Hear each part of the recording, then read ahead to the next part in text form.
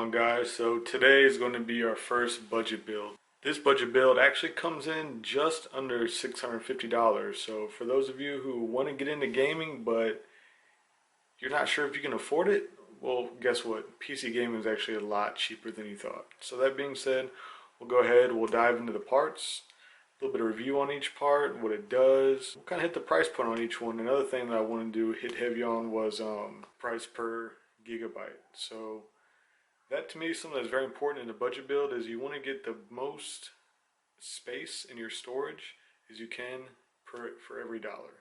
So anyways, let's dive on in, take a look, see what we got. Alright guys, how we doing? So let's dive right into this. The first thing that I want to mention is down below in the description of the video, you'll be able to find the PC parts picker list so you can see all the individual values of each thing. I will also make sure to include the price of each part so you're aware just right off the get-go. So anyways, let's move in. So the first thing that we're going to be getting here is our CPU, which is our processor. It comes in from Newegg at $151.98. This is the AMD FX-8350. It's a 64-bit architecture. It's a very strong processor considering it's from AMD. Don't get mad at me, all you AMD fanboys, but I myself, I'm an Intel guy, so I tend to lean a little bit more towards Intel, but really that's only because I don't know a whole lot about AMD. So like I said, it's in a 64-bit architecture, which to me is very important. I'm not a big 32-bit fan. Socket type is an AM3 Plus. It's a little bit of an older processor, but it'll get the job done for this build. And keep in mind, we're on a budget here, guys. It's 4.0 gigahertz, which you can easily overclock to 4.3 all the way up to 4.5 gigahertz. It comes with the stock CPU cooler. Actually going to use the next part that we're going to list, which will be the CPU cooler, so don't worry about that. Also, it is an 8-core processor. That being said, not only can you game with this, but if you're into video editing or creating, such as myself, this will be a very good starter processor for you. Now moving on, we have our CPU cooler. What we picked for this build was a Coolmaster Hyper 212 or 212 Evo. So the cool thing about this is, if you don't know, is Coolmaster builds some really high quality parts. I know a lot of people now are moving into AIOs or all-in-one liquid coolers such as Corsair, NCIX, or even Coolmaster. But Coolmaster makes some of the best, just regular heatsink CPU coolers in my personal opinion. This is a sleeve bearing type CPU cooler. It's very, very quiet. The noise level is only between 9 to 36 decibels, which, if you're not very familiar with how decibels work, it's pretty low, even under full load. It's a 600 to 2000 RPM fan, so this puppy can speed up pretty high to effectively cool down your CPU under heavy load, especially, like I said earlier, if you're trying to overclock that 8-core processor to a higher frequency. And something else to keep in mind, this is a slightly taller CPU cooler. It's not the tallest like a Be Quiet one, but it's pretty tall. It comes in at 6.26 inches or 159 millimeters, if that's what you measure by as millimeters. Here in America, we use inches and such. So let's move on to our next part. Oh, also, before I forget, this CPU cooler is such a bargain. At OutletPC.com, you can find it for $24.88. You can't beat that. Alright, now let's talk about one of my favorite components of a computer, the motherboard. The motherboard that we chose is MSI 970 Gaming ATX AM3 Plus motherboard. You can find an OutletPC just the same place that we found the CPU cooler for a whopping $84.78. It's actually $10 more expensive, but you get a mail-in rebate, save you $10. So this is a full-size ATX form factor motherboard. Once again, CPU stock is AM3 Plus. Chipset is AMD 970. Now, with the memory slots, you have 4 240-pin DIMMs. Yeah, I know you're freaking out, 240-pin DIMMs. It's okay. Now, in my personal opinion, the drawback to this budget PC build is a lot of times you gotta make some sacrifices here and there. And one of the big sacrifices that we had to make was using DDR3 RAM, but that's okay, we'll live. This motherboard right here can support And now this is the frequencies of our RAM that it can support. You got 1066, 1333, 1600, 1866, 2133. That's everything that I can cover. So, hey, we're in there. No big deal. Also, it can support a maximum of 32 gigabytes of memory, but we won't be using that much in this build, so no worries about that. And also, it does support Crossfire, so we're there. No big deal. Let's move on to the next thing here, fellas. So the next part on the list is the RAM. The thing with RAM is a lot of people try to overcompensate. You know, they think they need 32, 64, or even 128 gigabytes of RAM, you know, for their gaming computer, which this right here, our main purpose is a gaming computer on a budget. Also, it's a very budgety type video editing beginner's workstation if you want to give it a try, but with RAM this low, you're going to have a bad day scrubbing and things like that. But, you know, that's not our main concern with this. Our main concern is gaming. So that being said, what we're using here is a G-Skill rip jaws. You can get these on Amazon for $46.99. It's a 240 pin DIMM, which is, you know, what our motherboard requires. It's only 1600 for the frequency, which, you know, isn't very fast. Now to new day standards, you know, you have things going over 3500, or was it 3600, I believe. Might even be higher than that, but for DDR3, 1600 is plenty quick, and you know, any game demanding anything more than this is a little insane. You know, things like Star Citizen and stuff like that. So this RAM, we got two 4 gigabyte sticks, totaling out to 8 gigabytes of RAM. So this will be plenty, you know, for World of Warcraft, Minecraft, Counter-Strike. You'll be fine. Don't worry, guys. And another thing I want to mention with this is it's $5.87 per gigabyte is what this came out to. But for, you know, a total of $46.99, not a bad deal for 8 gigs of RAM. So let's move on. Alrighty, guys. So the next part on the list here is going to be our storage.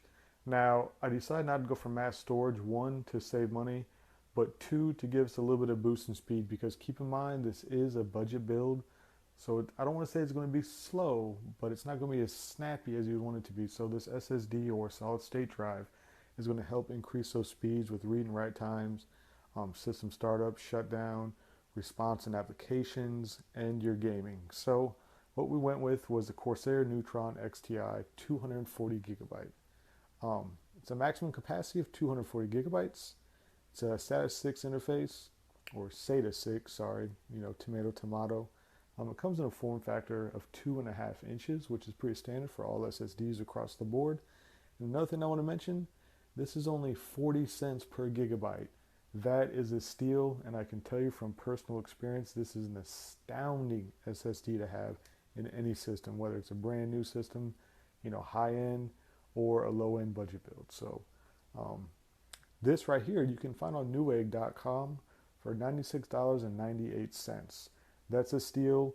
I know there might be some people saying, Zach, you know, you can get a Crucial or a Kingston SSD for, you know, $60, $50. But hey, we got to keep in mind, we don't have mass storage. We don't have a 1 terabyte, 2 terabyte, or even a 500 gigabyte, you know, 7,200 RPM hard drive. So this right here, we made a little bit of a sacrifice. We got 240 gigabyte SSD to give us, you know, some extra storage, not only for the operating system, but for applications and video games and such.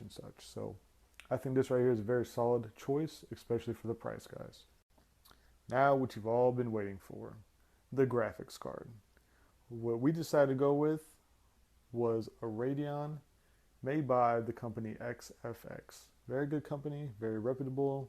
Maybe you haven't heard of them, but trust me, they make very high quality products. So what we have is the XFX Radeon RX 460, the 4 gigabyte model. Very strong card for its time, and very, if you ask me, this might be one of the strongest components in this build itself.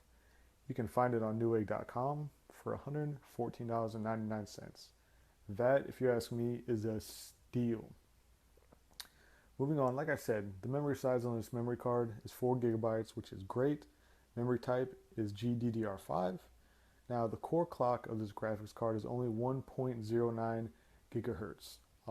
I've done some testing with this card some time ago, and you can get to about 1.2, 1.2 and a half, maybe 1.3, but I'm not the best overclocker in the world. I'm not too fancy with all the settings, but you can squeeze 1.2 out of it, which if you look at the new 1080s, for example, the 1080s come at a base clock of 1.72. So I mean, you're not too far behind, but hey, like I said before many times, keep in mind this is a budget build, ladies and gentlemen. Also, it comes with 2 fan shrouds, and it is Crossfire compatible. So if you want to buy another one down the road for another 115 bucks, boom, now you're in business. So check it out. Okay, now this, I take back what I said earlier. This right here is my favorite piece in this entire build. Something that can be found on Newegg.com for the super, super low price of $69.99. I personally, I was blown away when I saw how cheap this case was, because I remember when it first came out, I wouldn't say it was significantly more expensive, but it had a much heftier price tag than it does now. But I can tell you, this is an amazing case. Whether down the road you want to do liquid cooling, if you want to do expansions, this whatever, this case can take it, and it's a beautiful, beautiful, beautiful case. Great brand. The manufacturer is Fractal Design, which is a great company. I love everything they do. They make cases, power supplies, fans, you name it, they make it. The model for this case is Define S with the window. It's just a plexiglass window. It's not tempered glass. Sorry, like I said 10 times before, budget build, ladies and gentlemen. It's an ATX mid-tower, so it's not massive. It's not small like your mini ATX, ITX cases. It's a mid-tower. It's a very good size. I absolutely love it. The color for this one is black. It comes in several other colors, such as slate gray. I believe they have a white one. They have another off gray silver color. It comes in a whole slew of colors. Also, for those of you who aren't big fans of windowed cases, you can get this without the window. So great, great case overall. It does not include a power supply, so that's something that we are going to pick up after this. It has 2.5 drive bays, which is for your SSDs, and it has 3.5 inch drive bays, which is for your mechanical drives for mass storage. So like I said before, Fractal Design doing great things with their cases. Define S, this one right here, outstanding. I would even use this case in a high budget build. I mean, I can't say anything more about this case. It's just simply amazing. So the last and final piece, but also the absolute most important, because without this, you can't run your computer. What I'm talking about is the power supply. You can find this power supply on Newegg.com for the low price of $52. It's EVGA 650 watt power supply.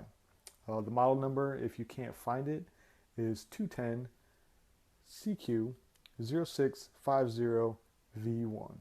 It is a semi-modular power supply. And what I mean by semi-modular is all the cables that you need are fully modular except for your 24-pin connector for your motherboard. That is the only piece that is not modular in this power supply. Other than that, everything else is 100% modular. So if you want to go to cable mods or something like that, get yourself some custom cables, or even sleeve the 24-pin connector yourself, hey, you can't beat this. It's an ATX power supply, 650 watts, comes with 1 fan, and is also 80 plus gold certified, which is very amazing for this price point. Like I said, only $52, guys. Also keep in mind the PCI Express 6+2 pin connectors. It has 4 of them, so I mean that speaks for itself. So thanks for watching, guys. It's been a great time. Alright guys, so there you have it. That is the total budget build. And like I said, it came in just below $650. I believe it was $642 and some change to be exact. Sorry about the audio. My actual desktop computer burnt out about a week ago. I'm in the process of building a new one, so all my audio is actually being recorded on my camera right here or through the lightning bolt extension headset on my iPhone 7. So the audio is terrible. Let me know. I'll find some other sources in much more of a rush. Right now, that's not really my biggest concern. My biggest concern is just making sure that I get these videos out for you guys, for you to enjoy. So other than that, first budget build, just under 650 bucks. Definite console killer, and definitely great for anybody trying to get into the PC gaming industry. or I take that back, not PC gaming industry, but just the scene in general. Thanks for watching, guys. Make sure you comment, like, subscribe to the channel, and have a great day.